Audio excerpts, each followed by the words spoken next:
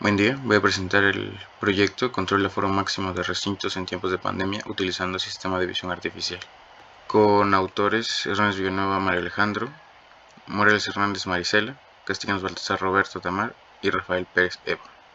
Es por todos conocido la existencia de una pandemia mundial debido al coronavirus COVID-19 y siguiendo las indicaciones del Gobierno de México a través de la Secretaría de Salud, señala que la restricción de aforo en infraestructura turística, restaurantera, bares, centros recreativos, educativos y distintos espacios públicos tienen cierta restricción de aforo. A partir de este planteamiento, a nivel federal, en nuestro país surge la idea de proponer un prototipo que, basado en una técnica de visión artificial, realice el conteo de personas que ingresan a un recinto o espacio cerrado con la finalidad de contar a tales personas y poder conocer cuando el aforo máximo se ha alcanzado en tiempo real, y así promover la reactivación económica y disminución del riesgo de contagios. Para desarrollar este proyecto de investigación se ha requerido de dos tipos de componentes, software y hardware. En este caso el hardware fue una tarjeta Raspberry Pi 3B y una cámara Logitech C505. La Raspberry tiene 1 GB de RAM, está algo limitada, y la cámara tiene una resolución de 720. Para el software usamos Raspberry Pi Imager para instalar el sistema operativo, BNC Server y para procesar la información OpenCV y NumPy. Metodología. Para el prototipo se utilizó una metodología basada en los modelos tradicionales de cascada y prototipo. Se usó una metodología propia dividida en 7 fases. La fase 1, definición de las características del equipo a utilizar. Fase 2, propuesta de diseño preliminar del prototipo. Fase 3, identificación de los entornos de funcionamiento. Fase 4, pruebas de reconocimiento de colores y contornos del prototipo. Fase 5, pruebas de reconocimiento de personas. Fase 6, pruebas del prototipo. Fase 7, propuestas de mejora para el prototipo. En la fase 1, en esta fase se definieron las características de los componentes que se van a usar para el prototipo. En este caso, como ya se mencionó, la Raspberry Pi y la cámara. Aquí vemos las características técnicas de cada dispositivo, en este caso solo son dos, pero se ve la memoria RAM, la capacidad del procesador, todo lo que necesita para procesar las imágenes. En la cámara tenemos que estar atentos a la resolución y el tiempo al que puede estar trabajando sin interrupción. Fase 2. Como propuesta de diseño de prototipo, se ha propuesto un diseño simple en el que se cuenta con una Raspberry y una cámara, un monitor para poder observar lo que ve la cámara y un convertidor de VGA a HDMI para poder procesar las imágenes con la Raspberry. Fase 3. Aquí identificamos los entornos de funcionamiento. En esta fase de la investigación se trabajó para identificar los posibles escenarios en los que el prototipo podría ser utilizado, identificando los posibles escenarios. En la parte exterior de los recintos donde sea necesario el conteo de personas para determinar el aforo en tiempo real, y en la parte interior de los recintos donde se debe ejecutar el conteo de las personas. En este caso, en el exterior es para ver cuántas personas entran, por ejemplo, a una bodega, a un auditorio, y en el interior está planeado para personas que pueden entrar a ciertos espacios en específico, no para un aforo total, sino para un aforo más pequeño. En la fase 4 comenzamos con las pruebas de reconocimiento de colores y contornos con el prototipo. En esta fase se realizaron pruebas de detección de colores con el fin de identificar las funciones de reconocimiento de imágenes, así como extraer solo las imágenes de interés a través de la función de sustracción de fondo. En esta diapositiva podemos ver cómo se está procesando la imagen. Tenemos una imagen principal, que es la que podemos ver en esta diapositiva, que es una imagen donde tenemos un objeto rojo y el resto de la imagen. Ahora procedemos a aislar ese objeto. La parte de blanco y negro es donde se toma el perfil de color RGB y posteriormente se procesa para solo sacar esa parte de video en tiempo real.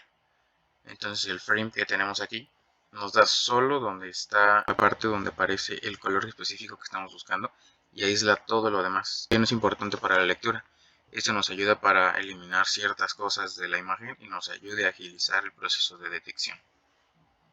En la fase 5 pasamos a la prueba de reconocimiento de personas. Lo primero que se debe tomar en cuenta es que la cámara debe estar totalmente estática. De lo contrario, el algoritmo tendrá fallas al no lograr ajustar la detección. En estas otras imágenes podemos ver la detección RGB, pero en este caso con el color azul. Entonces podemos observar ahí que hay 3 pulseras en la muñeca de diferentes colores, pero en la parte de la derecha solo resalta la parte de color azul y todo lo demás es omitido. En la imagen de abajo tenemos la detección de formas. En la imagen de la derecha tenemos 2 círculos. los cuales los detecta el contorno en la imagen de la izquierda. Podemos ver cómo el fondo lo transforma a blanco y negro y lo único que importa son las formas que detecten esa imagen. Pasamos a la fase 5, prueba de reconocimiento de personas. Para este reconocimiento de personas en tiempo real, lo primero que se debe tomar en cuenta es que la cámara debe estar totalmente estática. De lo contrario, el algoritmo tendrá fallas al no lograr ajustar la detección. Fase 5. Pruebas de reconocimiento de personas. Para el reconocimiento de personas en tiempo real, lo primero que se debe tomar en cuenta es que la cámara debe estar totalmente estática. De lo contrario, el algoritmo tendrá fallas al no lograr ajustar la detección. Esto por temas de enfoque, ya que si el enfoque no está bien, puede detectar superficies mayores o menores y tener ahí variaciones con la detección. En esta parte se usaron librerías de Python como CB12 y Mutils para poder procesar las imágenes como tamaño y rotación. También se utilizó la herramienta de sustracción de fondo para poder poner la imagen en blanco y negro y solo usar la parte que realmente necesitamos procesar. Aquí, como acabo de mencionar, para evitar problemas de rendimiento se redimensiona el video con Mutils. Posteriormente se obtiene la imagen binaria de las regiones con puntos blancos, ya que estos puntos blancos indican que hay movimiento. Por esto es que la cámara debe estar fija. Cuando la cámara se queda fija, los puntos de movimiento quedan estáticos, entonces toda la imagen aparece negra. Y en cuanto detecta movimiento en ese encuadre, aparecen puntos blancos moviéndose. Para evitar problemas de rendimiento, se redimensiona el video con Mutils y posteriormente se obtiene la imagen binaria de las regiones con puntos blancos, ya que estos puntos indican que hay movimiento. Por eso mencionaba que la cámara debe estar estática, porque cuando ya está en un encuadre, el movimiento ya no es... ya está estática la imagen, entonces en cuanto pasa algún objeto en movimiento, lo detecta inmediatamente. El fondo está en color negro y los objetos en movimiento los marca como puntos blancos. Entonces esos puntos blancos son los que podemos posteriormente acomodar para leerlos y poder detectar cuando pasa una persona. Se usa la función cb2 ThinContours para marcar a la persona dentro de un cuadrado y se configura el umbral de detección. Este paso es de vital importancia para el funcionamiento del prototipo, pues si este valor no está bien configurado se tendrán falsos positivos o no se contabilizarán algunas personas. El valor se ajusta conforme a las necesidades del entorno en el que se desea utilizar, pues se tiene que ver principalmente con la distancia de la cámara al piso. Para el conteo de las personas se toma en cuenta las coordenadas del cuadro que se genera con la imagen binaria y se dibuja en medio de la pantalla como referencia. Cuando las personas pasan por esta línea se incrementa en 1 el contador de las personas. Entonces estos puntos blancos que se generan cuando hay movimiento en la imagen estática detectan cuando pasa una persona porque se juntan los puntos, hay que hacerlos más grandes y marcar un máximo y un mínimo de puntos juntos, que significa que hay una persona, para que no se confunda con un objeto más pequeño, para no tener dobles lecturas o algún problema. Entonces aquí podemos ver que empiezan a aparecer los puntos blancos conforme aparece la persona también en la imagen. Estos puntos los toma, los junta y entonces hace el conteo cuando pasan por la línea amarilla. Las pruebas del prototipo se inician con la detección de las imágenes binarias y a continuación se pasan por filtros. En estas pruebas es importante obtener la detección correcta de personas, ya que si no se hace este paso, el conteo no sería confiable. En la programación de Python se efectúa el conteo en cuanto pasan las personas por la línea auxiliar dibujada en la mitad de la imagen, en este caso de color amarillo, y para hacer notar cuando se suma una persona, la línea del centro se hace más gruesa, indicando que una persona pasó por el área de conteo.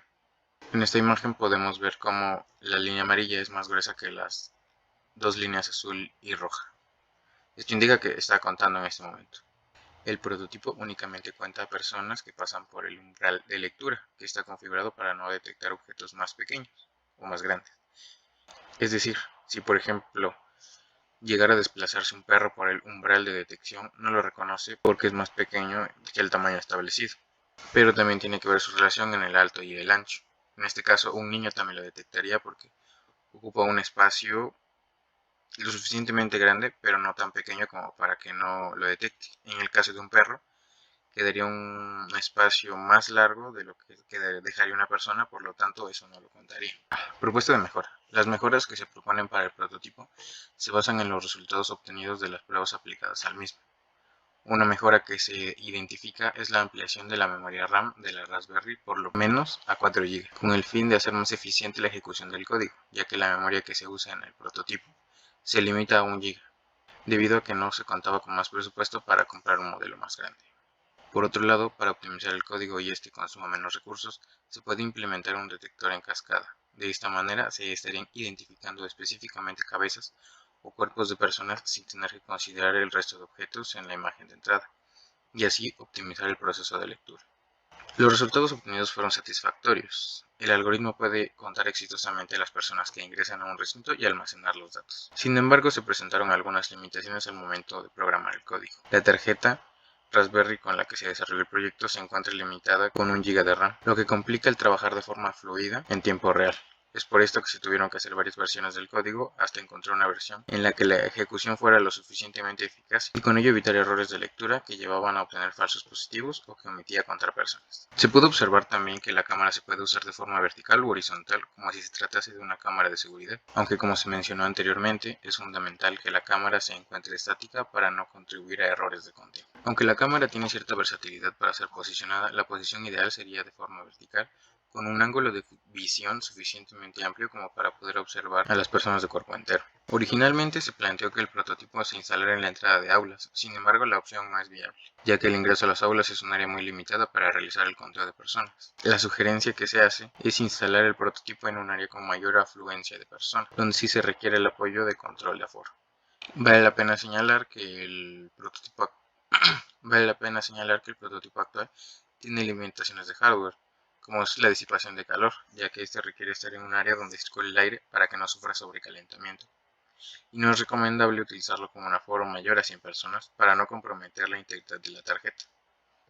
Este problema se podría mejorar en el futuro utilizando en el prototipo algún sistema de refrigeración que incluye un ventilador y un disipador de calor, el cual permita mantener la temperatura de los componentes en un rango no mayor a los 65 grados centígrados. Actualmente estamos atravesando una pandemia que ya hemos aceptado, ya hemos aprendido a vivir con ella después de 2 años de adaptación, pero aún así es importante generar herramientas que faciliten aún más este proceso. Este proyecto tiene el objetivo de proporcionar una herramienta que coayude a llevar el control del aforo de personas en estos espacios cerrados, que requieren alojar a personas controlando el aforo máximo permitido. En un futuro se analizarían componentes que puedan disminuir en algún porcentaje el costo de producción, pero a pesar de las limitaciones durante las pruebas, el prototipo se desempeñó adecuadamente, concluyendo que el mismo resultó funcional una vez que el prototipo sea más estable y asequible. Puede trasladarse la aplicación a diferentes tipos de espacios cerrados, como oficinas, restaurantes, estadios, entre otros. Realizar este proyecto fue interesante, pues se aplicaron técnicas de visión artificial aplicadas en tiempo real para poder detectar personas. Fue toda una curva de aprendizaje que permitió ver cómo se detectaban objetos, cómo procesar imágenes en Python y cómo optimizar el código para que pudiera ser sencillo pero funcional, para que pudiera correr de forma óptima en la Raspberry Pi y entregar resultados satisfactorios. Pasamos a las referencias y los agradecimientos. Se agradece al Tecnológico Nacional de México, que a través del Instituto Tecnológico de Oaxaca dio las facilidades para la realización del presente trabajo de investigación. Asimismo, se agradece a la Universidad Tecnológica de los Valles Centrales de Oaxaca por haber facilitado la colaboración entre instituciones. Muchas gracias.